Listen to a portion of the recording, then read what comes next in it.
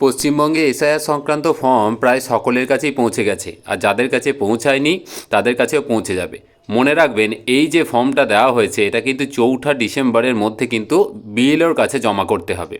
তো এই form fill up করতে গিয়ে অনেকেরই অনেক রকম সমস্যা হচ্ছে। আমি আপনাদের সামনে ইংরাজি এবং বাংলা ভার্সনের দুটি ফর্ম তুলে ধরবো, পুরো ফাঁকা ফর্ম যেটা অফিসিয়াল সাইট থেকে ডাউনলোড করা, এবং সেই ফর্ম দুটোর কোথায় কি লিখবেন খুব সংক্ষেপে বুঝিয়ে দেওয়ার চেষ্টা করব। তারপরেও যদি কারো কনফিউশন থাকে অবশ্যই আমাকে কমেন্ট করে জানাবেন, আমি যথাসম্ভব চেষ্টা করব আপনাদের সমস্যার সমাধান করার।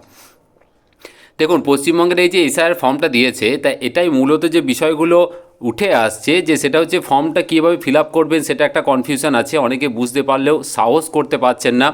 দ্বিতীয় নম্বর হচ্ছে বাংলা না ইংরাজিতে ফিল আপ করবেন, কোন কোন বিষয়ে অবশ্যই একটুখানি সতর্কতা অবলম্বন করতে হবে বা সতর্ক থাকতে হবে, আর 2002-এর তথ্যটা কোথায় কিভাবে দেবো, আরও কিছু প্রাসঙ্গিক প্রশ্ন আছে। তো আমি প্রথমে আপনাদের ফর্মটা দেখিয়ে দিই, তারপর বলে দিচ্ছি। দেখুন, এই হচ্ছে পশ্চিমবঙ্গের এসআইআর সংক্রান্ত ফর্ম, প্রত্যেকেই পেয়ে গেছেন। প্রত্যেকটা বাড়িতে প্রত্যেক জনের জন্য দুটি করে ফর্ম আছে, মানে আপনার বাড়িতে যদি মা বাবা এবং আপনি থাকেন তাহলে 3 জনের জন্য 3 দুগুণে 6টি কিন্তু ফর্ম থাকবে। এই দুটো করে যে ফর্ম দেওয়া হয়েছে তার মানে হচ্ছে একটা করে ফর্ম ফিল আপ করে আপনার কাছে রাখবেন, আর একটা করে ফর্ম কিন্তু বিএলও স্যার কিন্তু নিয়ে যাবেন। তো এটা কিন্তু মনে রাখতে হবে। দেখুন, ফর্মটা আপনারা প্রত্যেকেই দেখেছেন, এরকমই অনেকটা দেখতে। এটা হচ্ছে বাংলা ভার্সনের ফর্মটা। আপনারা চাইলে আমি আমার ডেসক্রিপশন বক্সে দিয়ে দেবো, ওখান থেকে ডাউনলোড করে নিতে পারেন যদি প্রয়োজন পড়ে। আর এটা হচ্ছে ইংরাজি ভার্সনের যে ফর্মটা সেইটা। তো দেখুন, বাংলা ভার্সনটাই দেখায়, যেহেতু আমরা পশ্চিমবঙ্গে বসবাস করি। বাংলা ভার্সনে যে ফর্মটা আছে দেখবেন, ফর্মটার একদম ওপরের দিকে একটা পোর্শন আছে যেখানে আপনার প্রি প্রিন্টেড আগে থেকে প্রিন্ট করা তথ্যগুলো কিন্তু থাকবে। মিডিলে একটা পোর্শন আছে যেখানে কারেন্ট ডিটেলস দিতে হবে, মানে date of birth, Aadhaar number, এই জায়গাটা যেটা দেখাচ্ছি, এই জায়গাটা আপনার কারেন্ট তথ্য সমস্ত কিছু দিতে হবে। কারেন্ট তথ্য বলতে সব সময় মনে রাখবেন একদম রিসেন্ট যে ভোটার কার্ড আপনার কাছে আছে, যে আধার কার্ড আপনার কাছে আছে, সেখানে যা তথ্য আছে সেটা কিন্তু এই মাঝের এই জায়গাটা দেবেন। আর নিচে যে পড়ছেন এইটা খুব ভালো করে খেয়াল করবেন, এখানে কিন্তু তথ্যগুলো সব সময় 2002-এর হিসাবে দিতে হবে, যারই দেবেন 2002-এর। এই যে নিচের পোর্শনটা, এর যে বাম দিকের অংশটা আছে এইটাই মনে রাখবেন, যিনি ফিল আপ করছেন ওনার যদি 2002-এর নাম থাকে তাহলে বাম দিকের এই পোর্শনটাই দেবেন, আর যিনি ফিল আপ করছেন ওনার যদি 2002-এ যদি নাম না থাকে তাহলে এই ডান দিকের পোর্শনটাই কিন্তু দিতে হবে। তা এইটাকে কিন্তু একটু বিশেষভাবে খেয়ালটা রাখতে হবে। এবার আমি বিষয়টাকে একটুখানি দেখিয়ে দিই। দেখুন, ওপরে এই যে ফর্মটা আপনারা পাবেন, তো ওপরেই দেখবেন ভোটারের নাম আর এপিক নাম্বার, ঠিকানা পূর্ব মুদ্রিত লেখা আছে, মানে এই জায়গাটা কিন্তু আপনার আগে থেকে প্রিন্ট করা থাকবে। এইগুলো খেয়াল করার দরকার নেই।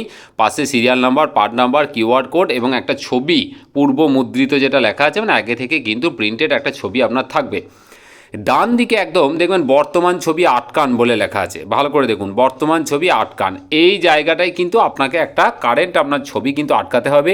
আপনার কাছে আগে থেকে যদি কোনো ছবি থাকে যেটা আপনাকে ভালোভাবে চেনা যাচ্ছে, অবশ্যই সেই ছবিটাও লাগাতে পারেন, কোনো সমস্যা কিছু নেই। আর না হলে দুটো ছবি তুলে নেন, দুটো ফর্মে দুটো ছবি কিন্তু লাগাতে হবে। কোনো ডকুমেন্টস কিন্তু আপনার লাগছে না 2002-এ যদি নাম থাকে আপনার বা আপনার বাড়ির কারো। তারপরে চলে যান নিচের পোর্শনে, দেখুন জন্ম তারিখ আছে, ওপরে আপনার জন্ম তারিখ দেবেন। ভোটার কার্ডে যদি জন্ম তারিখ না থাকে তাহলে অবশ্যই আধার কার্ড থেকে জন্ম তারিখটা দিয়ে দেবেন। আধার নাম্বারটা ঐচ্ছিক দিলেও হবে, না দিলেও হবে, থাকলে অবশ্যই দিয়ে দেবেন। তারপরে মোবাইল নাম্বার যেটা কারেন্ট পার্মানেন্ট, যেটা চেঞ্জ হবে না, সেটা দিয়ে দেবেন। পিতা, এখানে অবশ্যই পিতা বা অভিভাবকের নাম আছে, পিতার নামটা দিয়ে দেবেন।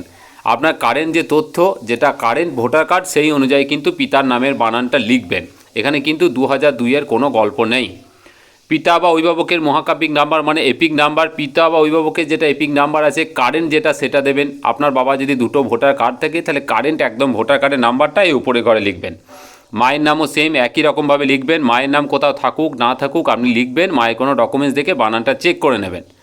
মায়ের এপিক কার্ডের নাম্বারটা লিখবেন, কারেন্ট এপিক কার্ডের নাম্বারটা কিন্তু মায়ের লিখবেন। স্বামী বা স্ত্রী, আপনি যদি ছেলে হন তাহলে আপনার স্ত্রীর নাম দেবেন, যদি বিবাহিত হন। আপনি যদি মেয়ে হন, আপনার যদি বিবাহিত হন তাহলে আপনার স্বামীর নামটা দেবেন, এবং ওনার কিন্তু কারেন্ট যে এপিক নাম্বার, সেই এপিক নাম্বারটা কিন্তু নিচে দিয়ে দেবেন। বিষয়টা হচ্ছে এই যে ঘরটা মিডিল পোর্শন, এটা সবসময় মনে রাখবেন যে এখানে সমস্ত কিছু কারেন্ট তথ্য দেব। কারেন্ট তথ্য কারেন্ট ভোটার কার্ড এবং আধার কার্ডে পাওয়া যাবে। নিচের দিকে এবার চলে আসুন, যদি ধরুন যিনি ফিল আপ করছেন, মানে আপনি ফিল আপ করছেন, তো ওনার যদি নাম 2002-এর লিস্টে থাকে, 2002-এর লিস্ট থেকে কীভাবে ডাউনলোড করতে হয় পশ্চিমবঙ্গের যে কোনো জায়গার যে কোনো বুথের আমি আগেও দেখিয়ে দিয়েছিলাম, আগের ভিডিওটা একটু দেখে নেবেন। এবার যদি 2002-এর লিস্টে নাম থাকে পুরো লিস্টটা বের করবেন। একটা জিনিস বারবার বলছি, 2002-এর লিস্টে যে ধরনের বানান থাকবে, যে ভুলই থাকুক না কেন, কোনো রকম সমস্যা কিছু নেই, কোনো রকমভাবে কিন্তু 2002-এর কোনো কিছু চেঞ্জ করবেন না। 2002-এ যদি কোনো কিছু ভুল থাকে ভুলই লিখবেন, ঠিক থাকলে ঠিক লিখবেন, যা থাকবে তাই লিখবেন, কোনো রকম নিজে থেকেই কিন্তু কায়দা করে চেঞ্জ করতে যাবেন না। এবার বাম দিকের ঘরটায় চলে আসুন। দেখুন বাম দিকের ঘরে যদি 2002-এ কারো নাম থাকে তাহলে বাম দিকের ঘরটাকে কিন্তু ফিল আপ করতে হবে। আর যাদের 2002-এর নাম নেই তাদের বাড়ির কারোর কিন্তু ডান দিকে ফিল আপ করতে হবে। বাড়ির বলতে মূলত বাবা, মা, দাদু, ঠাকুমা, এটা মনে রাখবেন। বাবা, মা, দাদু, ঠাকুমা এই চারজনের মধ্যে যদি একজন থাকে তারই তথ্য দেবেন। যদি মৃত ব্যক্তি হন কোনো সমস্যা নেই, 2002-এ যার তথ্য থাকবে, বাবা থাকলে প্রথমে বাবারটাই দেওয়ার চেষ্টা করবেন, বাবা না থাকলে মা দেবেন, মা না থাকলে দাদু, ঠাকুমা যার থাকবে তার তথ্য দেবেন। 2002-এর তথ্য দেবেন, অন্য কোনো সালের কোনো তথ্য দেবেন না। এটা কিন্তু 2002-এর ঘর। এবার আমি বলি কি দিতে হবে। ধরুন যিনি ফিল আপ করেছেন বা যার ফিল আপ করছেন তার 2002-এ নাম আছে, তাহলে বাম দিকের ঘরে চলে আসুন। প্রথমে ওনার নাম লিখবেন। 2002-এর ভোটার লিস্টে নামের বানান যদি ভুল থাকে ভুলই লিখবেন। তারপরে ওনার এপিক কার্ডের নাম্বার, 2002-এর যে ভোটার কার্ডের নাম্বার সেটা লিখবেন। কারেন্ট ভোটার কার্ডের নাম্বার যদি নতুন হয়ে থাকে সেটা লেখার দরকার নেই, 2002-এর ভোটার কার্ডের নাম্বার লিখবেন।